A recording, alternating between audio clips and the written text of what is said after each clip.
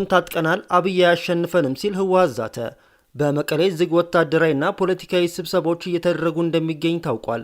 በዚህ ስብሰባ የህወሓት ከፍተኛ አመራሮች ጦርነቱን እናሸንፋለን፣ የጦር መሳሪያ እጥረትም የለብንም፣ ፋኖና ህግደፍ ከጎናችን ናቸው የሚል ግምገማ ማቅረቡ ተሰምቷል። ድሮንና ጸረ ድሮን አስገብተናል የሚል ጉዳይም ሾልኮ በወጣው ወታደራዊ ሰነድ ላይ ተቀምጧል። በዝርዝር ትሰሙታላችሁ። ኮሎኔል ደመቀ ዘውዱ ጌታቸው ረዳን የህወሓት ተረፈ ምርት ሲሉ ዘለፉ። በአንጻሩ የትግራይ ኃይሎች በወልቃይት ጉዳይ ላይ ቀይ መስመራችን አልፈዋል በሚል የተቀናጀ ተቃውሞ ከማሰማት አልፈው እርምጃ እንደሚወስዱ እየዛቱ ነው። በትግራይ ክልል ከህወሓት እስከ ስምረት፣ ከሐራ መሬት እስከ አረና፣ ከጌታቸው ረዳ እስከ ኬሪያ ኢብራሂም ብርቱ ተቃውሞ ሲያሰሙ፣ በአማራ በኩል እነ ኮሎኔል ደመቀ ዘውዱ ወደ 4 ኪሎ አዲስ መልእክት ልከዋል። ታዳምጡታላችሁ። በአዲስ አበባ መሬት አንቀጥቅጥ ሰላማዊ ሰልፍ ተጠራ። ሰልፉን ተከትሎ 4 ኪሎ ተረብሿል። በዘገባችን ተካቷል። ኢራን አሜሪካንን አስጠነቀቀች። አሜሪካ በኢራን ላይ ጥቃት ለመፈጸም የተለያዩ አማራጮችን እያጤነች መሆኑ የተገለጸበት ባለበት በአሁኑ ሰዓት ኢራን ጥቃት የሚሰነዘርባት ከሆነ ጦርነቱ በሁለቱ ሀገራት መካከል ብቻ እንደማይሆን አስጠንቅቃለች። ትሰሙታላችሁ። የከበረ ሰላምታችን በያላችሁበት የዓለም ዳርቻ ይድረሳችሁ። የተወደዳችሁ የቻናላችን ቤተሰቦች ለአሁን የተደመጡና የተመራረጡ ሰበር መረጃዎችን አጠናክረናል። ቪዲዮውን ላይክ እና ሼር በማድረግ አብራችሁን ቆዩ። አሁን ወደ ዝርዝሩ እናምራ። በአዲስ አበባ መሬት አንቀጥቅጥ ሰላማዊ ሰልፍ ተጠራ። ሰልፉን ተከትሎ 4 ኪሎ ተረብሿል። በትግራይ ክልል የህወሓት አመራሮችና የፌዴራል መንግስት በደረሱበት አለመግባባት የተፈጠረውን ውጥረት ተከትሎ ዳግም ጦርነት እንዳይቀሰቀስ በአዲስ አበባ ሰላማዊ ሰልፍ ለማካሄድ መታቀዱን በትግራይ ለውጥ ፈላጊ የተባለው ስብስብ አስታውቋል። የፖለቲካ ፓርቲዎችና ተጽዕኖ ፈጣሪዎችን ያቀፈው ይህ ስብስብ ባለፈው ቅዳሜ በክልሉ ወቅታዊ ሁኔታ መፍትሄዎች ላይ ውይይት አካሂዷል። የለውጥ ፈላጊ ስብስቡ አባል ጋዜጠኛ ዳሞራ ያህያ በትግራይ ክልል በዳግም ጦርነት ደም መፋሰስ እንዳይፈጠርና ልዩነቶች በሰላማዊና በዲፕሎማሲያዊ መንገድ እንዲፈቱ ግፊት ማድረግ ያስፈልጋል ሲሉ ለአሃዱ ተናግረዋል። አሁን ያለው የህወሓት ቡድን የትግራይን ህዝብ እንደማይወክልና በክልሉ እንደሚጀመር እየተሰጋ ያለው ጦርነት የውጭ ኃይሎች ድጋፍ እንዳለበት ለዓለም አቀፉ ማህበረሰብና ለኤምባሲዎች ለማሳወቅ በቀጣዮቹ ሳምንታት ሰላማዊ ሰልፍ እንደሚካሄድ ገልጸዋል።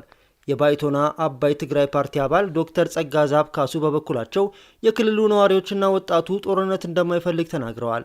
ባይቶና በፌዴራል መንግስትና በትግራይ አመራሮች መካከል ያለውን ችግር ለማቀራረብ ጥረት እያደረገ መሆኑንና መንግስት በክልሉ የሚሰጣቸው አገልግሎቶች እንዳይቋረጥ የሚያደርግ ስራዎችን ውጤታማ እየሆኑለት ተናግረዋል። መንግስት በክልሉ የሚሰጣቸውን አገልግሎቶች እንዳያቋርጥ የማድረግ ስራዎች ውጤታማ እንደሆኑለት ተናግረዋል። ጥቂት የስልጣን ፍላጎት ያላቸው ግለሰቦች የሚፈጥሩት ውጥረት የህዝቡ ፍላጎት አለመሆኑን ለማሳወቅ እየተሰራ እንደሆነ የተናገሩት ዶክተር ጸጋዛብ ከፌዴራል መንግስት ጋር መስራት ግዴታ ነው ብለዋል። 75 በመቶ ጦርነቱን እንደማሸንፍ እርግጠኛ ነኝ ሲል ህወሓት ይፋ አደረገ።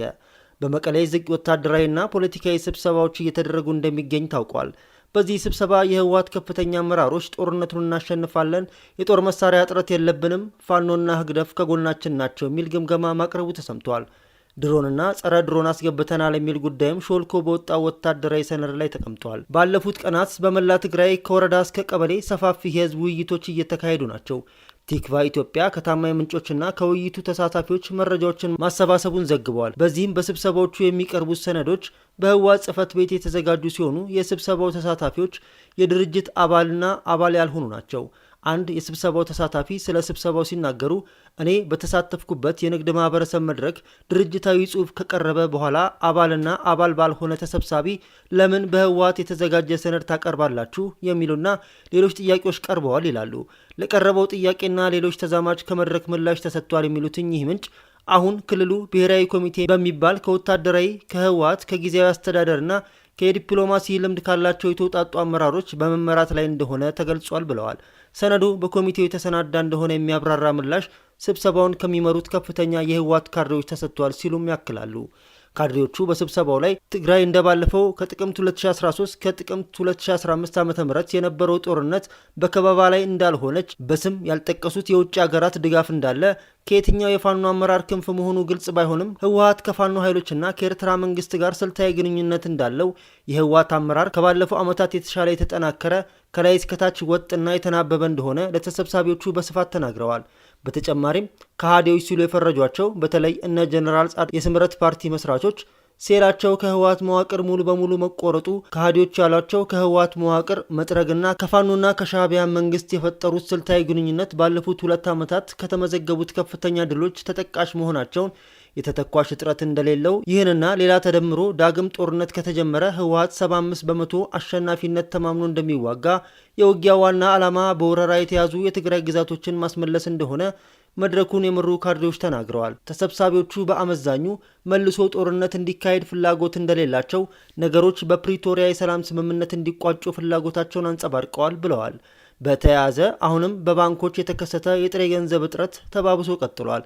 በየብስና በሰማይ ወጣቶች ትግራይን የመልቀቅ ፍሰት ማቆሚያ አልተገኘም። ኮሎኔል ደመቀ ዘውዱ ጌታቸው ረዳን የህወሓት ተረፈ ምርት ሲሉ ዘለፉ። በአንጻሩ የትግራይ ኃይሎች በወልቃይት ጉዳይ የፌዴራል መንግስት ላይ ቀይ መስመራችንን አልፏል በሚል የተቀናጀ ተቃውሞ ከማሰማት አልፈው እርምጃ እንደሚወስዱ እየዛቱ ነው። በትግራይ በኩል ከህወሓት እስከ ስምረት፣ ከሀራ መሬት እስከ አረና፣ ከጌታቸው ረዳ እስከ ኬሪያ ኢብራሂም ብርቱ ተቃውሞ ሲያሰሙ፣ በአማራ በኩል እነ ኮሎኔል ደመቀ ዘውዱ ወደ 4 ኪሎ አዲስ መልእክት ልከዋል። በወልቃይት ጠለምትና ራያ የምርጫ ክልል ጉዳይ የትግራይ ኃይሎች በፌዴራል መንግስት ላይ ተባብረው ዘምተዋል። ከህወሓት ሸሽተው አዲስ አበባ ከከተሙት እስከ ትጥቅ ትግል አራማጁ ሀራ መሬት በጠቅላይ ሚኒስትር አብይ አህመድ አስተዳደር ላይ በአንድ ድምፅ ከባድ የተቃውሞ ሰይፍ መዘዋል። ህወሓት ባወጣው መግለጫ የትግራይ ግዛት ናቸው ያላቸውን ወልቃይት፣ ጠለምትና ራያን መነጠል ከባድ መዘዝ ያስከትላል ሲል አስጠንቅቋል። ውሳኔው የትግራይ ግዛታዊ አንድነት ሙሉ በሙሉ የሚያፈርስ ነው ያለው ህወሓት የወልቃይት ጠለምትና ራያ አካባቢዎችን አወዛጋቢነት እንደማይቀበል አስታውቋል። ቡድኑ በመግለጫው የፌዴራል መንግስት ፖለቲካዊ ልዩነቶች በሰላማዊ በህገ መንግስታዊ ስርዓትና በውይይት ከመፍታት ይልቅ ጦርነት አውጆብኛል ብለዋል። የፌዴሬሽን ምክር ቤት ውሳኔው የማይሽር ከሆነ አደገኛ መዘዝ እንደሚያመጣ ከሆዲሁ መታወቅ አለበት ሲልም ዝቷል። አፋር ክልል የመሸገው ሀራ መሬት በጉዳዩ ላይ ባወጣው የተቃውሞ መግለጫ የትግራይ ግዛታዊ አንድነትና ርስት ቀይ መስመር መሆኑን አስታውቋል።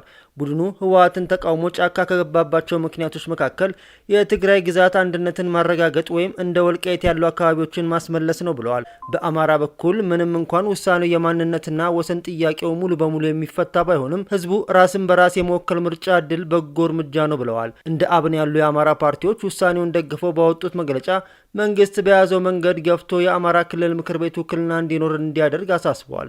የጉዳዩ ዋና ባለቤት የሆኑ አቶ ኮሎኔል ደመቀ ዘውዱ በበኩላቸው ውሳኔውን ደግፈው አቋም ይዘዋል።